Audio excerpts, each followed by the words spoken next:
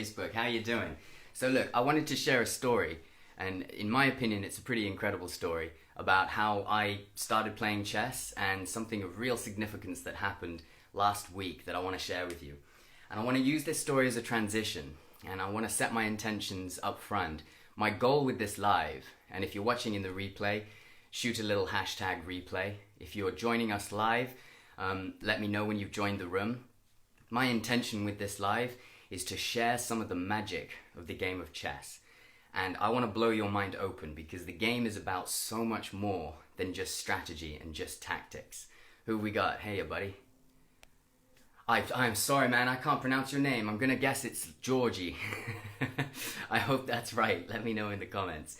Anyway, so what I'm here to do is share some of the magic of chess. And in particular, I want to share how understanding how chess works can help you in your romantic relationships as well as help you in your business. Okay? So to start us off, about a month and a half ago is when I started playing chess again. I played it a few times a few years ago back in university, but hadn't played it in a really long time.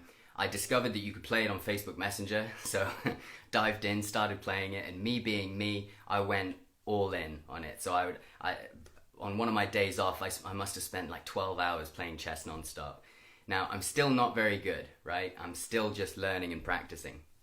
But as part of that learning, I've been looking for YouTube channels. And one of them I found was this Russian guy who lays out all of the different variations, and he's very analytical with it. And so that's interesting, absorbing that. I don't understand most of it, but I absorb it. But I found this one guy in America, in Idaho. And his YouTube channel, you should check it out. It's called The Backyard Professor. Hey, Nikita, good for you to join us. Thank you, brother. Thank you. So yes, this Backyard Professor. And I loved his videos. He called it Chessicize. And he would have this big chessboard and he would go through famous games or games that he had had. But his enthusiasm and his passion for it was just intoxicating. So I loved it. I watched it. And then I was really sad because I realized that his last video was 5 years ago. And I looked at his about page and the website that it linked to wasn't there anymore. George, how you doing, brother? Lannister, hey, good to see you. So on his website, there was no contact. Last video 5 years ago. I'm upset because I love this guy's energy and I really wanted to connect with him, right? Now, 2 weeks later, after watching his whole back catalogue of Chessicize videos, 2 weeks later, it was about 3 days ago, and he posts a new video for the first time in 5 years. He posts a new video. He's back!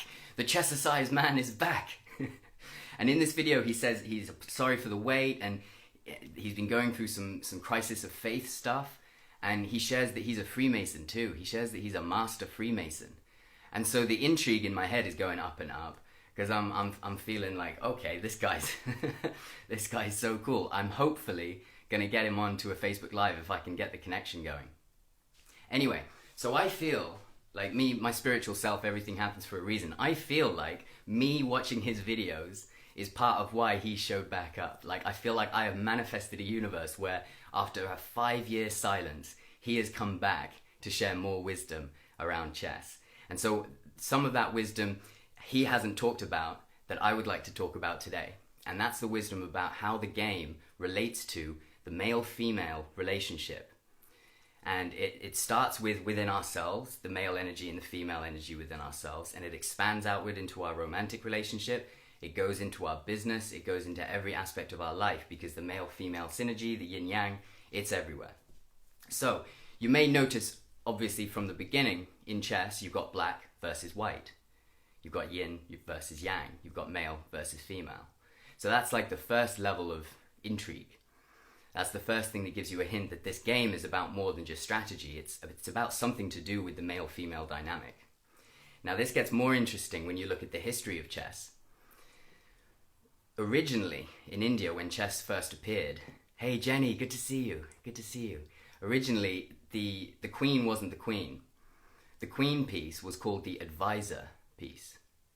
Now why is this interesting? Because, well, when the game moved over to Persia, around that time period, suddenly it went from the advisor to the queen. And in my mind, this represents the moment in history where the elite, the kingships, the people at the top, realized that their advisors were not their most powerful pieces. Their queen was. Their queen was their most powerful piece.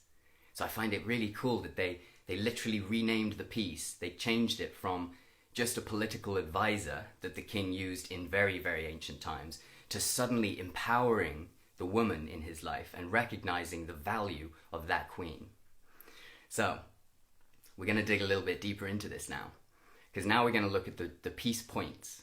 Piece points are the way that you can look at a chessboard and evaluate how many points you've got based on the relative powers of each piece.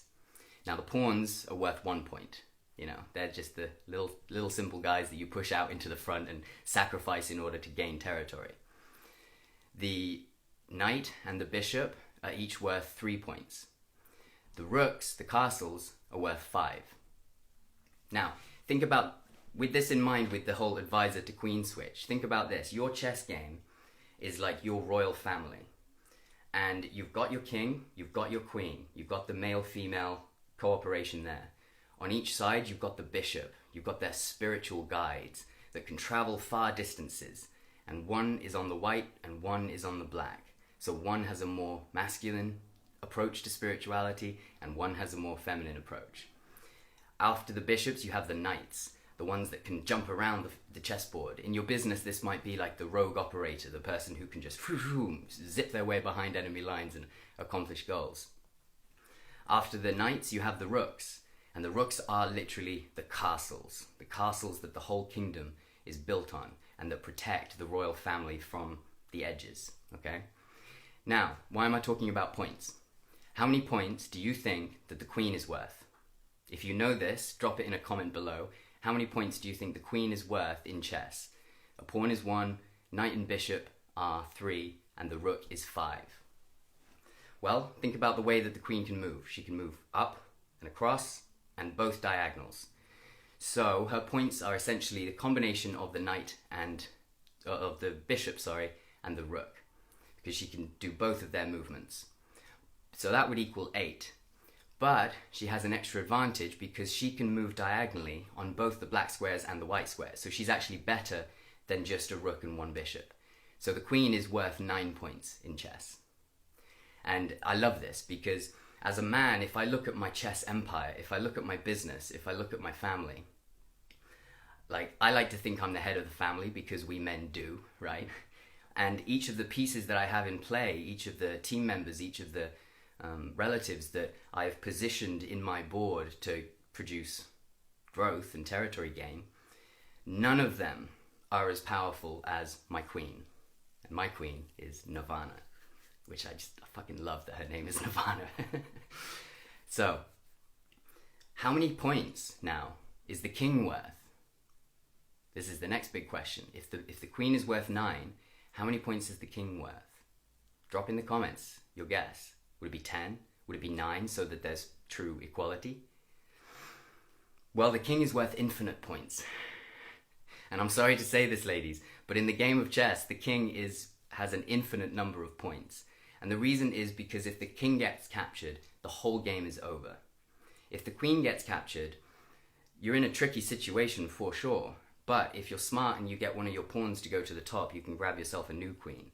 And in the example of someone like Donald Trump, maybe that's like your second wife, right?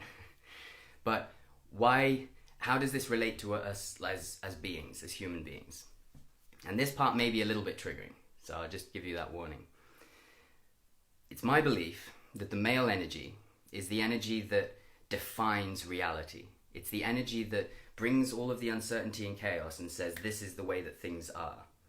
The feminine energy takes that order and it kind of breaks it apart into chaos. And that interplay between those two energies happens within each individual and obviously in your romance. So, if the male energy is the one that defines reality, if that male is lost, then the entire reality is over. So for a woman, if you're with a man, one of the reasons why in weddings the father hands off the bride and not the mother is because the father of the woman is the source of the male energy that is defining her reality. So most of her beliefs, her values, her opinions about the world are going to be coming from her father. Now, when she marries a man, she's entering a totally new reality, because that man got his values from his father, not her father. And they could have totally different realities. So in that marriage, in that union, there's a symbolic gesture where the woman says, I'm going to step away from the reality of my father now and into the reality of my husband. Now, remember this, infinite value, infinite points for the king. If the king is lost, the queen, the reality line that the queen has been on is now gone. And she has to find a new king. And, many do, right? You find a new king and you start afresh. But if the queen is lost in a game of chess, if the queen is lost, the reality is still the same. His pawns are still in place, his knight and his bishop are still in place, his rook is still in place. And he can, if he needs, grab hold of another queen and take his game to the next point, right?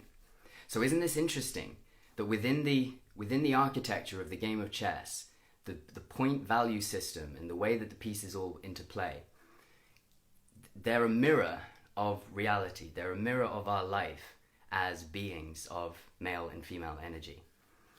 So I wanted to share that with you. And as a final little note, I'm probably going to talk about this a lot more because I love going deep into the spiritual significance of a game of chess.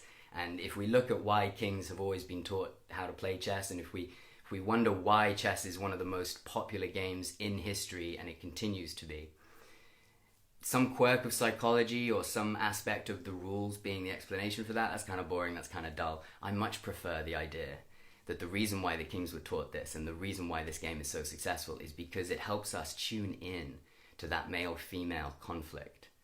And I can tell you that when I did my 12-hour chess marathon, a few days later, Nirvana and I got into an argument about something.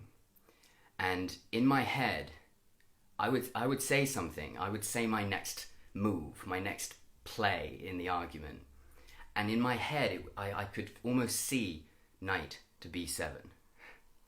Like, I could see like a specific chess move happening, and I didn't understand it, and I didn't know like why, but I just felt like that was the chess move. And then she would say her thing, and that was like, rook down and takes queen, checkmate. And I'm like, oh, God, I just lost this argument, didn't I? And so it's like learning the strategies of chess, learning the tactics of chess helps you in that romantic battle. And it's a battle because, as I'll explain later with the checkmate, it's a battle because through the battle you both grow and you both create life. And learning that battle in the home means that then when you go to business, you can then apply that battle to business. So it's like learn it in chess, then learn it with your romantic partner, then learn it with business, then learn it with huge masses of people. So finally, the end of the game, checkmate. Just listen to the language there. Mate. And when watching these chess videos, like they'll say, and he put his opponent into mate. What's the other meaning for the word mate? When we're talking about males and females. Mate. The moment where you mate. So imagine this. You are white, your wife is black. No race jokes here, please. You're white, your wife is black.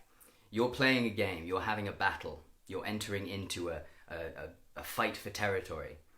And then there's a moment where one of you moves a critical piece and puts the other into checkmate. Now, in a romantic relationship, as I'm sure many of you have experienced, when you have big, explosive arguments, what typically happens afterwards? There's a moment of completion, right? There's a moment of mating. The two of you come together and you reconnect, you establish your energies again. And if you're lucky, then you may create new life. You may conceive. Now, a checkmate is the moment when that battle has ended and a mating has occurred and new growth has occurred. And in the case of chess, the winner learns how to win a game better and the loser learns how to prevent the winner from winning a game better. So both parties learn. And what's the other kind of mate? The stalemate. The mate that nobody wants. It's stale, like stale bread. And that's what happens if you have an argument with your other half and it doesn't go anywhere and nobody wins. You know? The idea isn't to finish an argument with nobody winning, because then when you do mate, it's going to be stale, it's going to be dull, and it's not going to create beautiful new beings, right? So, I hope you enjoyed that little chess musing. I love chess. I love what it teaches us about ourselves. I love the symbology that's hidden within it. And I hope you've enjoyed listening to this, and I hope I've expanded your thinking a little bit on just how significant chess is. Now, if you do want to play me in chess, you may see on Facebook that, because I play it through the Facebook app, you may see David is playing chess. I had one of my friends reach out to me and say, "You're always playing chess." I was like, "Yeah, well." So if you want to challenge me, I'm still not particularly good, but I'd be open to the game. So do reach out on Messenger and hit me up for that. So I want to thank you for joining me. And as a little parting note, our boot camp, Jenny is involved in it, Ricky is involved in it. It's been so much fun so far. We've got our second session today. You can watch the first session on replay if you join the Facebook group. I'll share some links to that on my wall if you want to take a look.